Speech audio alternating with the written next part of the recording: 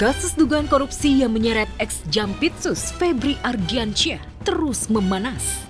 Kehadiran si manusia 30 miliar Hotman Paris Hutapea sebagai pengacara membuat publik geleng-geleng kepala.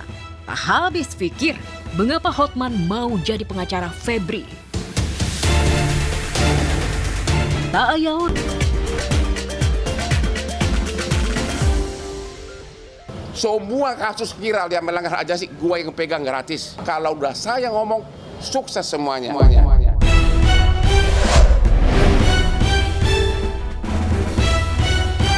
Kasus dugaan korupsi yang menyeret ex-Jampitsus Febri Ardiansyah terus memanas. Kehadiran si manusia 30 miliar Hotman Paris Hutapea sebagai pengacara membuat publik geleng-geleng kepala. Tak habis pikir mengapa Hotman mau jadi pengacara Febri. Tak ayal reputasi Hotman pun yang sebelumnya dikenal sebagai pahlawan pembela rakyat kecil lewat Hotman 911 seketika jadi musuh bersama. Hotman habis jadi sasaran kemarahan publik senusantara. Apalagi pengakuannya jadi pengacara Febri secara cuma-cuma jadi bulan-bulanan perdebatan di media sosial.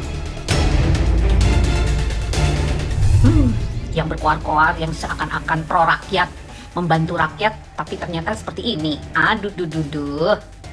Gue rasa ini akhir dari karirnya dia, guys. Saya tidak mengharapkan uang dari Jampitsus ini karena saya tahu tidak mungkin dia bayar saya mahal. Saya tidak butuh uang-uang lagi, saya udah kaya raya.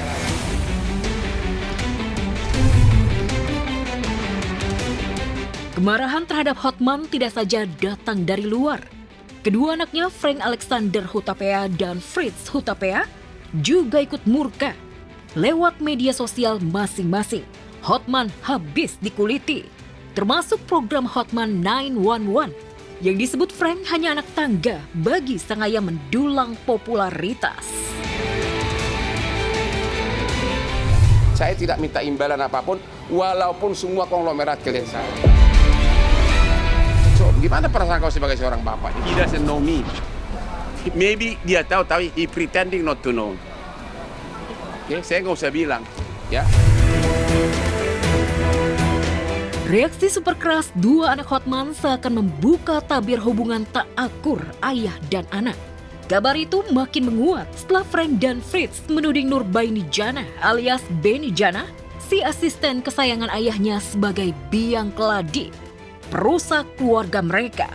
Bahkan secara terbuka, Fritz menyebut sang aspri ayah adalah maklar kasus. Lantas mungkinkah karena aspri kesayangan, Hotman rela mempertaruhkan karirnya? Makanya, lu jangan nantangin Hotman. You are nothing, you are nobody. Orang cewek antri sama gua. Saya di mana-mana, saya pemilik, salah satu pemilik 94 night club.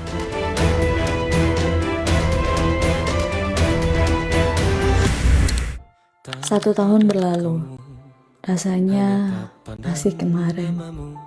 19 Juli 2026, genap setahun sudah Sarwenda ditinggal pergi ayah kandungnya Hendrik Lo untuk selamanya. Kesedihan masih tersirat jelas dalam benak Wenda. Realita ini tergambar lewat video kenangan yang diunggah Wenda untuk memperingati 1 tahun wafatnya mendiang papi alias Yeye. Rindu tak mengenal waktu, dan hari ini kami masih sangat merindukanmu. Love you, Yeye.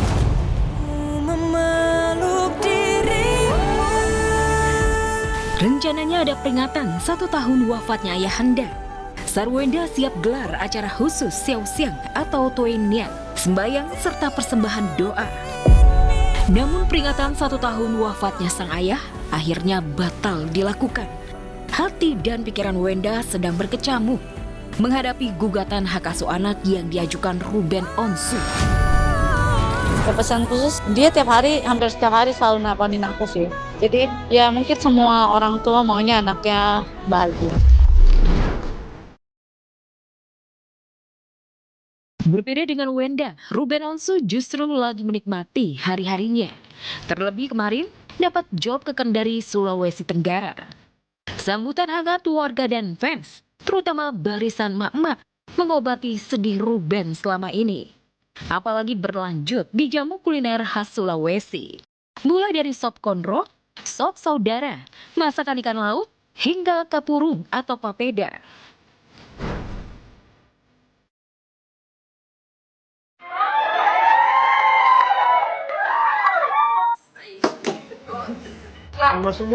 Ya, apa kurang semua? Oh.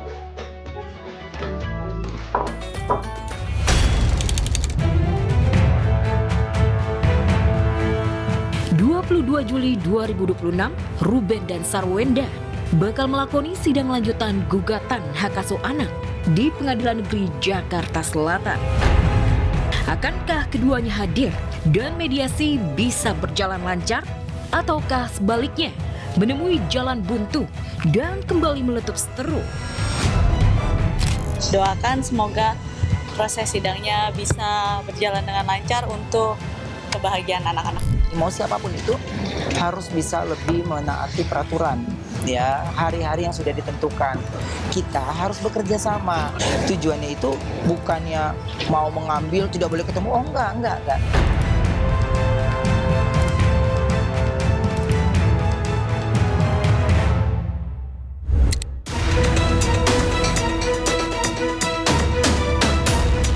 Konflik antara model Dewi Wulansari dan ratu kontroversial Lisa Mariana kini memasuki babak serius.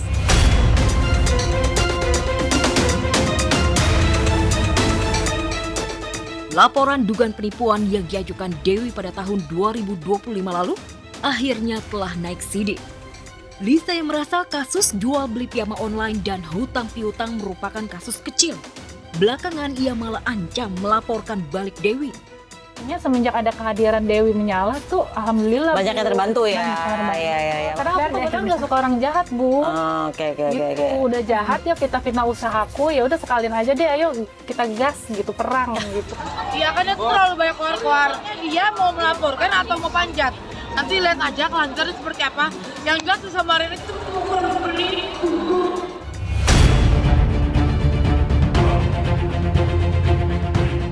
Lisa bahkan berani menantang Wulan, siap mengganti namanya menjadi Lisa Tuti, alias Lisa si tukang tipu. Jika Dewi bisa membuktikan bila secara hukum dirinya menipu, bila dia ditetapkan menjadi tersangka oleh polisi.